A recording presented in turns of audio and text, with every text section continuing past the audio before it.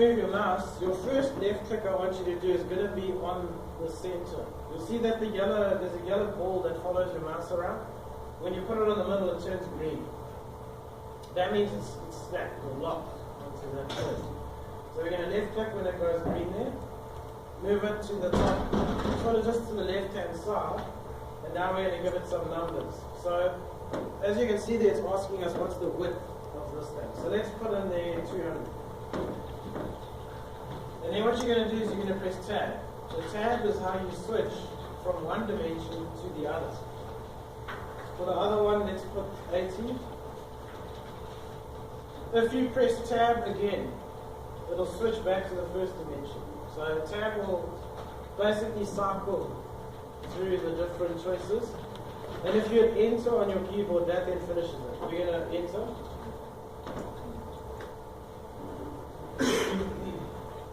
Okay, you'll see it actually makes a dimension. Okay, the amount of times I've seen people try and eyeball, those numbers to get them at 200. Don't draw like this when you draw.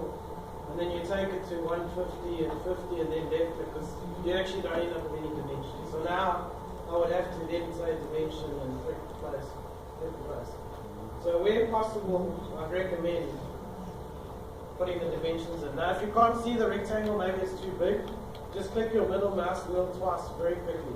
So just push your scrolling, the wheel that you scroll with. Just click on that twice, so maybe you zoomed in, you can't see the thing, just double click twice on the wheel. We'll zoom it all out so you can see everything. Yeah, if you still can't see it, don't worry. We're going to basically extrude the thing now, which is going to rotate it. So just hit finish sketch. And then I want you to press F6 on your keyboard. Okay, F6 on your keyboard takes it into what they call an ISO view. They now call it home view, but it used to be called ISO view. Okay, so after you've done that, we're going to click on extrude.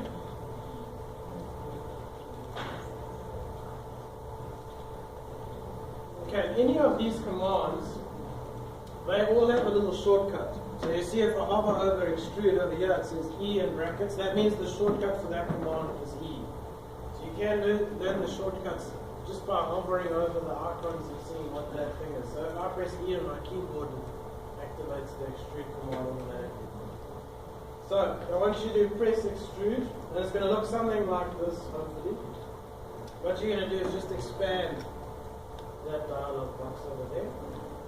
I normally expand it and I move it to the top left-hand side of my screen. You see how it sort of like snaps? Where does that snap? It remembers this is where I go next time. And this is expanded is how it must look. For the length of it over here, let's put 50. So just basically over here, we're going to just put 50. Then you're going to enter on your keyboard. We'll go through just now some of the different settings and what extruding this way does. I just want to do this so we have some sort of a shape on the screen. Because we're going to first look at how to rotate and zoom in, those sort of things.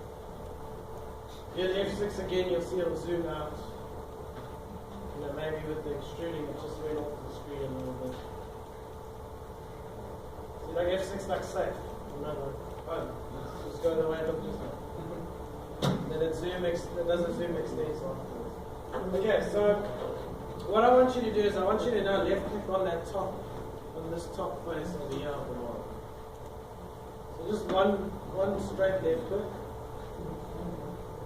3 icons should pop up. They'll be next to each other. The first one is edit extrude. So what they did was they're trying to make it a little bit easier for people changing their models.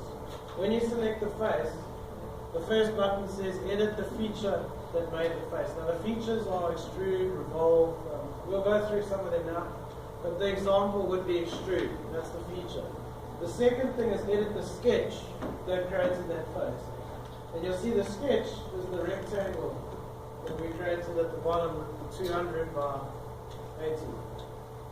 Then the third one is create new sketch, which is what I want to do. So I want you to click on the third icon on that list.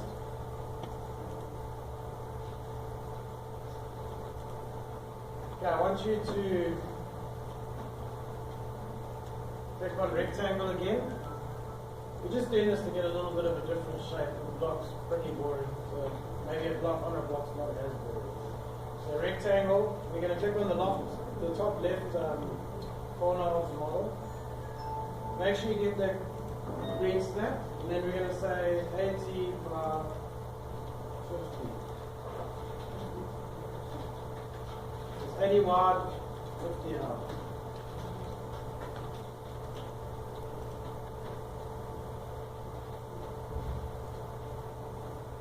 Okay, so once you've got those 80 by 50 in there, just enter on your keyboard. Just remember tabs to switch between them.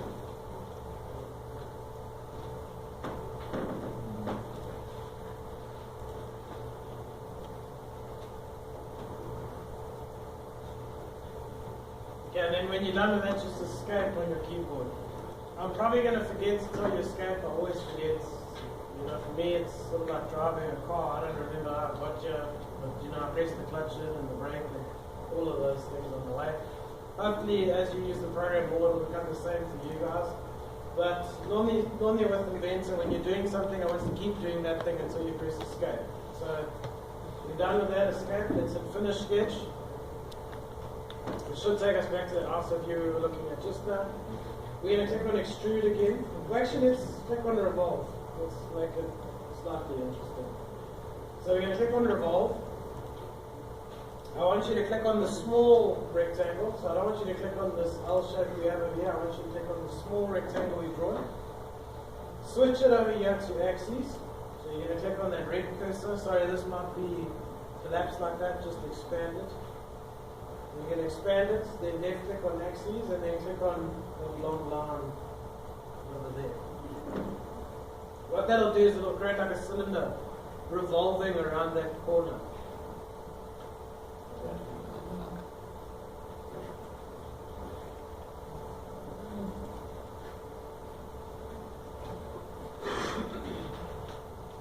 Okay, so if you missed that one, revolve, select the rectangle, change it to axes, choose that edge or the long edge, doesn't matter, does the same thing. Click on OK, and then you end up with a cylinder on the end of our rectangle. We made 50, yeah, should wash out. Okay, what we're going to then look at is how to rotate it like how to do it. That's basically the next part of this.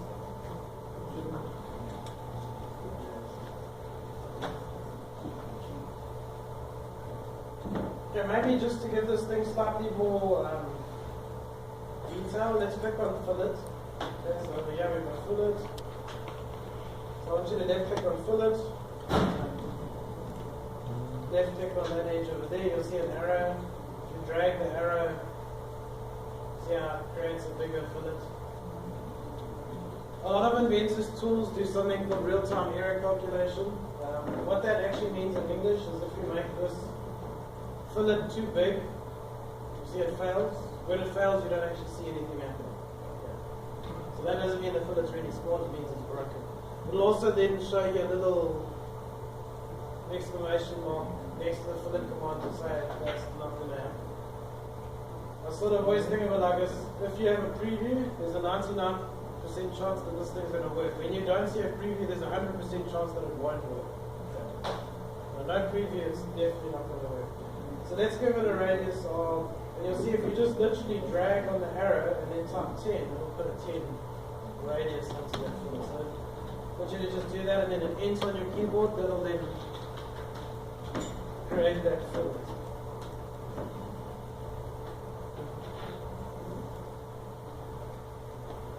Okay. So, here we've got the fillet. Okay. So now we're going to look at how do we rotate this model. Because obviously if we wanted to now add chamfers or those sort of things, we're going to have to look at the other side. Now the easiest way of rotating is shift. You press shift, you keep it in on your keyboard, and you press the middle button, keep the middle button in. So shift. Now when I say middle button, I'm talking about the wheel thing. Push the wheel thing in. Same as how your pan works. Your pan works by pressing just the middle button and moving it around. If you add shift to that same thing and move it around, and then rotates the model. So just shift middle button, move it around, when it looks horribly wrong, just hit F6, it'll take you back to that safe zone. Okay, we'll look at just I want you to just practice a little bit with the shift middle button. Just rotate it a bit, try go rotate it around this way. So now I'm just moving it up and down. See left and right, we'll do that. What we'll then look at is how to use the view cube. So on the top right hand side of the screen is a little thing called the view cube. What it is pretty much incorporated this thing into everything except for AutoCAD Lite because it's a 2D only program. But so Autodesk has something called suites. I think here you have product design suite, correct? So in that product design suite, it comes in 3ds Max, which is what they rendered Shrek and those sort of programs in. So it's a very good rendering program. You've got the showcase, which if any of you have watched that How It's Made Dream Cars, the Morgan is actually done on Autodesk software. And then when they sit with their customers and you show them the renderings of the car, what it would look like with purple leather or green leather, they use a program called Showcase to do that. So all of these programs come in the suite, but the problem you have is you give someone a new program, and if they can't rotate, they're pretty much stuck, especially if it's a 3D model. Then you can just look at that 2D view of it. So what they did is this little thing on the top right, called the view cube, they incorporated it into all the 3D programs, and it works the same in all of them. If I rotate the model so that I'm looking at it sort of at the front here, but I can't get it, exactly right. I get it close. If I just left click on this face over here, on that view cube, doesn't matter what it's called, if I just left click on it, it'll fix that orientation so I'm looking at it exactly from the right. You'll also see if you left click on the view cube and just drag. So left click, keep your click in, and just move it around. It's a terrible rotation, but like I said, if you're in a program you've never used, at least using this, you have some rotation. Okay, luckily Showcase does shift middle button also. AutoCAD does shift middle button also. So the shift middle button is a sort of standard, but not for all of the Autodesk programs. Okay, so if you just left click and drag on the view cube and move it around, when you sort of happy with the view, you just want to look at it exactly side on, left click on that view cube and it'll just a single left click. No holding, it will rotate. Okay, you can also do ISO views like this. If you click on a corner, so in other words, if I click on that bottom left-hand corner, it'll look at it from an ISO view there. And I also use this, if I click on the back bottom corner, so currently I'm looking at it at this angle. When I click on the back bottom corner, it's going to flip it 180 degrees around to show me the other side. So you can use this to do 90-degree flips. You can use it to do 180-degree flips.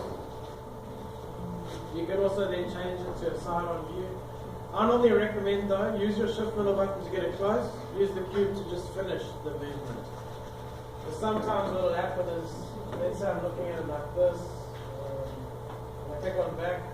Let's try it again. Let's try click on more. You see it's now upside down. Now I could use, there's little arrows when you look at the view cube side on. So click on one of the flat faces of the view cube. You'll see there's these little arrows, clockwise and anti-clockwise. That's rotate 90 this way. And then facing the actual view cube, there's an arrow on each sort of quadrant. If you left click on those, it will rotate at 90 degrees. I always thought of it like this. The thing you click on must get as close to you as possible, basically. So if I click on this arrow, it's saying clicking on this face. In order for that face to get close to me, it's going to turn the view cube this way. Same with the corners. If I click on the top corner of the view cube, going that way is going to take it further away. It's easier for it to bring it as close into an ISO view. And then, like I said, if all hell breaks loose, just an F6, and then you're back in the ISO. Okay, that'll be. You'll see when we're working. We'll do the F6 thing a lot because I can't see your screen. So maybe, I'm telling you to click on this face, and you've got to rotate it from there. You're not going to see your face. So we'll always start off from the F6 and then get it into the orientation we want. So that's basically most of it. What I want you to do is click on the View tab.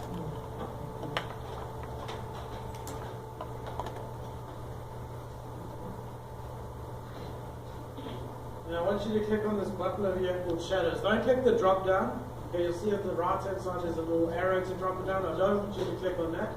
I want you to just click on the word shadows. What that does is it puts on all the shadows. If you click the drop down, you've then got to tick each of them or tick all shadows. If you click on just the heading, it just puts all shadows on. Okay, this is going to present a problem. That's why we're doing this. Because currently there's models on the side. You'll see if you use your shift middle button and rotate it around, it thinks the floor is here, which it's not. You know, we made it like that way. That's where I want the floor to be. So just click View. So View tab, and then click on the Shadows button.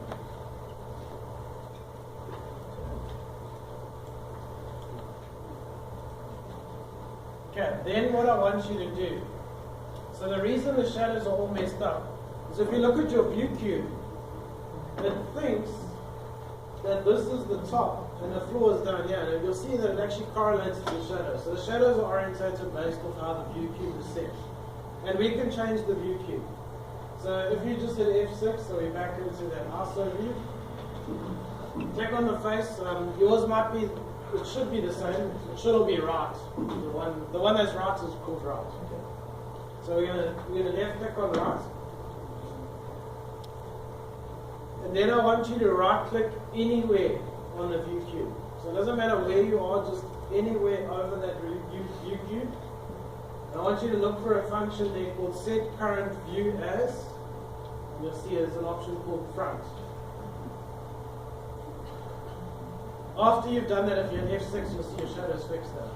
The shadow will actually be on the floor, not on the side. Okay.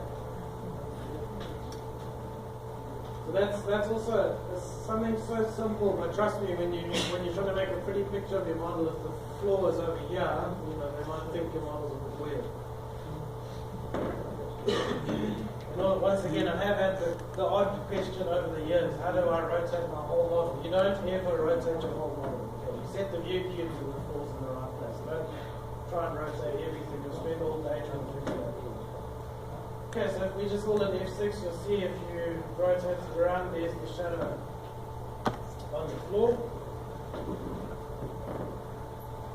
So just so we can get through some of the other things, it's also quite simple, but you can do subtle things. If you wanted to render this thing, and I'm not talking about like the movie render, but then you're going to have to send it to a different program. There are rendering functions in here that aren't too bad. So the first thing I would do is click on the visual style drop down, and I would set it normally to either realistic or shaded. I suggest shaded.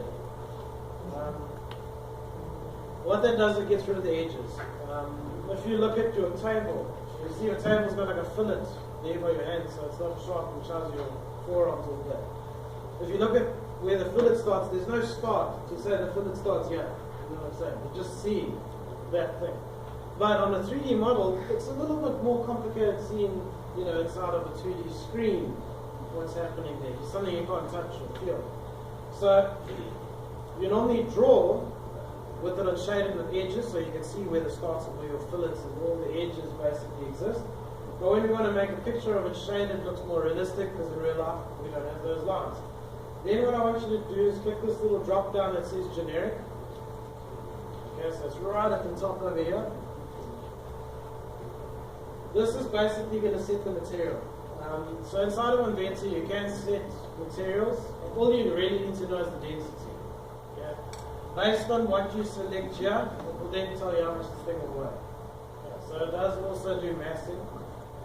So what we're going to do is let's set it to gold. So we've got something shiny. It'll weigh a hell of a lot. Okay, once you clicked on gold, obviously it does turn to a goldish color. But obviously there's a whole bunch of materials. You know, maybe it's gold, but it's I don't know. platinum plated or something like that, because that's more expensive than gold. So we want to put platinum on side of this thing. So the material is gold for mass purchasing, but maybe it's a different color. So I always like to think of it as spray painting, powder coating. You know, like you can get a galvanized frame, so that means it's galvanized, but afterwards it's sprayed green or something like that. So this little drop down is like, what color is it sprayed? So think of it like that. Second drop down is, what does it look like? So maybe we want it to actually be a chrome color or something. So just look inside the chrome. So there's chrome polished black, chrome polished blue. So I'm just going to go for just chrome polished.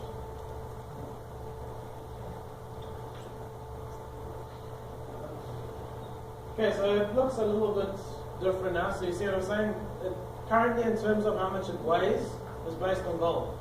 How it looks is based on shiny. Okay, shiny silver. So don't click this drop down and make it still the stainless steel. You know, then it's going to weigh generic, which means nothing. So, and then also when you make your assemblies, as they all come together in the assembly, you then get an overall mass. But that's only as good as your material. You know, junk in, junk out type of thing. So if you're not going and assigning those materials as you build the parts, your assembly ends up weighing whatever it weighs. You know, if there's a ball on the end of your model that's made of lead, that makes a big difference to, you know, being made of something else. Inventor will show you the center of gravity of the model as well. So as you build it, you know, it will have a center of gravity point inside of the thing. So I want you to click this little drop down over here called orthographic. See underneath there's a thing called perspective. Okay? Probably the only thing I remember out of school was 3-point vanishing point stuff. And then you put the point and then the line. This is sort of that effect. So it will warp your model. I normally don't recommend drawing with this. I've only ever met one guy who actually drew like this. He was really good, but just find, you know, your circles will look like eggs. You don't know what's a circle, what's an ellipse. You know, when you work on orthographic, a circle is a circle.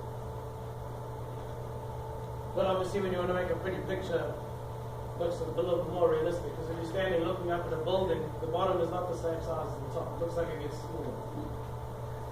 Okay, so once we've got it in perspective, we could do a double click of the middle mouse wheel. Okay, that's your zoom extents. You'll see if you scroll, it zooms into a point. If you click the wheel really quickly twice, it will zoom everything out. It will also zoom in wherever your mouse is. Okay, so if you leave your mouse in the middle of nowhere, it zooms into the middle of nowhere. So just be careful of that. You see, if I have my mouse up here, I'm zooming into where I put my mouse, which doesn't help me very much because now I can't see my model. So if I just zoom extends and I zoom in on the corner here, you see I'm zooming into that corner. I zoom in over here. Okay, so basically just take that extra second of just putting your mouse where you want to go to and then zoom. Okay, when it comes to these rendering things, another thing that they normally do when they do these renders and those sort of things, sharp edges do not exist in real life. Well, they do on knives and those sort of things, but generally on objects. You know, even the table, you know, this where you think that's the sharp edge, or you would draw it as a sharp edge, that's actually got some sort of fillet. Whether comma 02 or, you know, it can be down to nothing. Sharp fillet makes it like a plane, basically, if it's just a sharp edge. You never want sharp edges. So I want you to just hit F, change the size of the fillet to, let's say, 5. And I want you to just basically tick these 2 tick boxes down here. If you don't see this thing, this box might be collapsed. Just click on that arrow at the bottom, it'll expand it out. Okay. So it might look like that. Just going to snap mine so the name is there. You might just have to expand it. Set this setting in here to 5, and then tick those 2 tick boxes. What that will do is it will try to fill in everything it can. It's currently telling me there is some issues, but we can tell it to ignore those issues. It doesn't matter. You see, when you hit OK, it will say one of the 17 edges can't be blended, so we're just going to accept them and click on OK. So So if you didn't see that, it's F for fillet. Okay, so just F on the keyboard for fillet. Set the radius to 5 and then tick the 2 tick boxes. Click on OK and accept the error saying that one of them couldn't be created. Okay, another reason why I'm putting a fillet there is when you do ray tracing, which is just a way of making the model. So ray tracing is the calculation of the bouncing of photons inside of an environment. The guy who invented the ray tracing thing was basically came up with a theory that when you introduce light, it's actually like a particle, a photon thing. And that photon does not travel in a straight line, or it does to an extent, but it'll bounce around in your environment type of thing. Light doesn't just come in and stop. You know, if you shine a light on the wall, there'll be some sort of an effect it has on your roof type of thing. So the ray tracing is basically that mathematical formula of photons bouncing around. And then normally the higher your ray tracing setting, the more photons you're calculating bouncing around. There will obviously be a point where, you know, it's still bouncing around but nothing's happening. That's why ray tracing has got a point where you reach diminishing returns, where you're waiting 2 hours but it looks the same as it did 2 hours ago.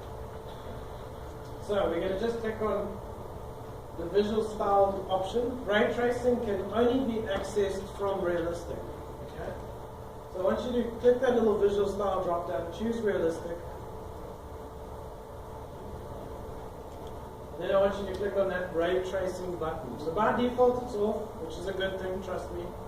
You have a 10,000 part assembly and you click on that button by accident, you wait like 25 minutes before it responds enough that you can switch it off. The first version they made, that was on by default. They figured it out quickly that that should be off by default. So you'll see when you click on ray tracing, you'll see your model is actually reflecting on itself. And that's another thing with the ray tracing that is pretty cool. Your model will reflect on itself. If you look at the bottom right hand side, there's a little ray tracing dialog box, I don't know what you're going to call it. If you hover over it, there's an option in there called high. If you click on high, you'll see it turns into like a lot more speckles. That's basically it throwing more photons at the question, and it takes a lot longer. As you can see, the other one finished fairly quickly. Now we 16 seconds in, and it's like 5% of the way done. But the overall finished view of this thing, if you had to wait like an hour, should look a little bit better than the other one. But I have had scenarios where it actually looks worse. So it's sort of like try one, if it looks bad, try the other. So which version are you guys using? If you look at the top, it should say 2016 Pro. 2016. Yeah. Because there's one cool feature in this. You don't have to, so the older ones, you used to have to wait. And then when this thing got to the end, then you could save it as a picture, which sucked because, you know, we have to wait like an hour. Remember I was saying it might be 10 minutes, it could be 5 minutes, it could be an hour before it gets to the end. What you can actually do now is if you're happy with the way it looks, you can actually pause. So it stops doing that calculation, okay? Then there's a save button over here. That will save the current view that you are seeing as a picture. So if you hit save, set it to, I don't know, maybe your desktop or, well, you can set it to go inside of the project because it's on your flash stick, so you can find that easy enough. Don't do it as a bitmap, that's like the worst file format. I don't know why that's their default. Most people would want to work with a JPEG or a PNG. Those are your two generic ones. And if you want, you know, the TIFF is the sort of higher quality one. So we're going to set it to a PNG and just call it render. Hit save, and if you actually go to your flash stick,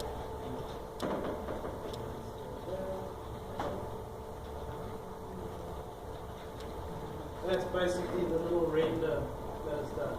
And you'll see you don't have all the Inventor's icons and that stupid view cube thing on the top right and the green and red arrows and, you so if you wanted like a cover sheet for a project, you could render it out.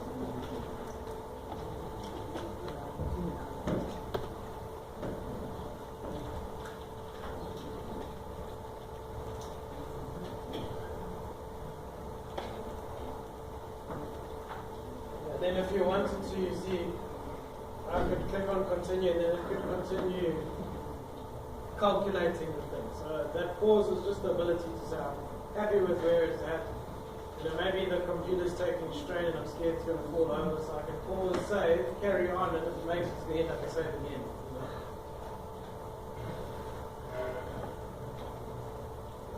And then when you finish that, just click on ray tracing again. That'll then say disabling. Then when it's disabled, obviously your model will no longer have, you never draw with ray tracing much. Every time you rotate, it's going to recalculate. So you'll be like sitting there for days waiting for that. Okay, so what I want you to do now, just the last step of this thing, just click on the save button. Don't ask me why this picture for the save is still a stiffy disk. I think you guys here would know what mind used things. They should have like an external hard drive picture or something. Click on the little stuffy disk and then let's just call this render.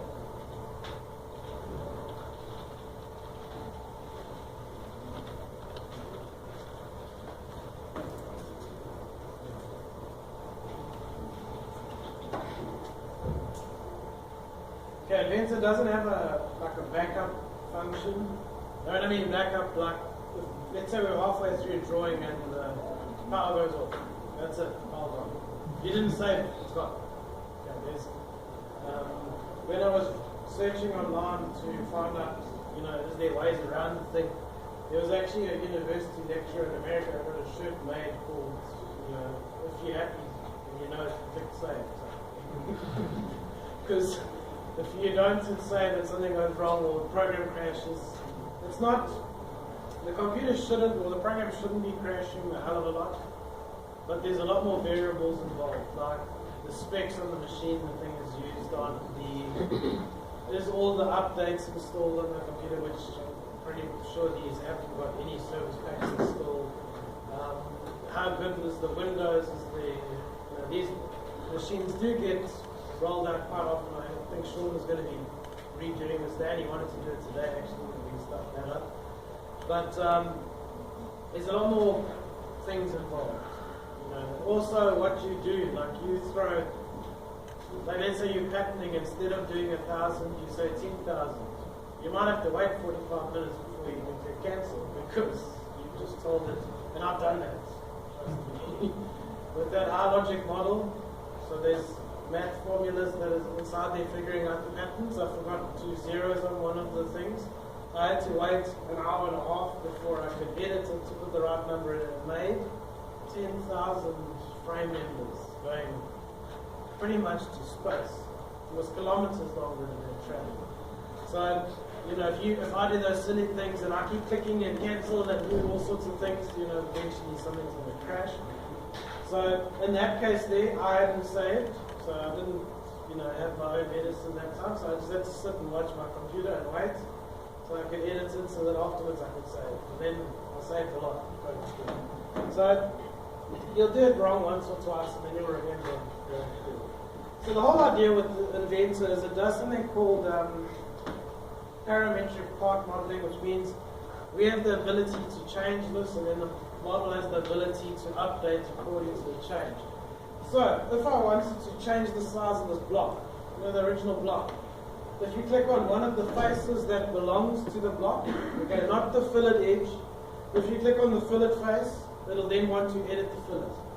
I want to edit the block. So click on one of the faces that make the block, click on the edit sketch button. Let's change the 80 to 100. Let's change the 200 to 180. Once you've finished that, if you had finished sketch, so just put some different, it doesn't have to be exactly the same numbers. Just don't make it like 5 or something. You could, but just edit it, put any sizes in there.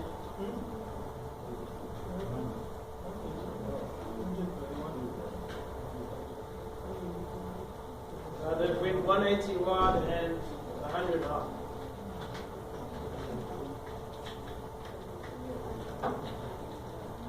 So when you finish with that change, you just click on Finish Sketch on the top right.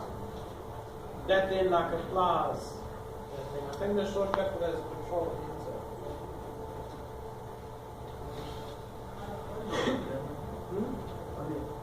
Click on the first one.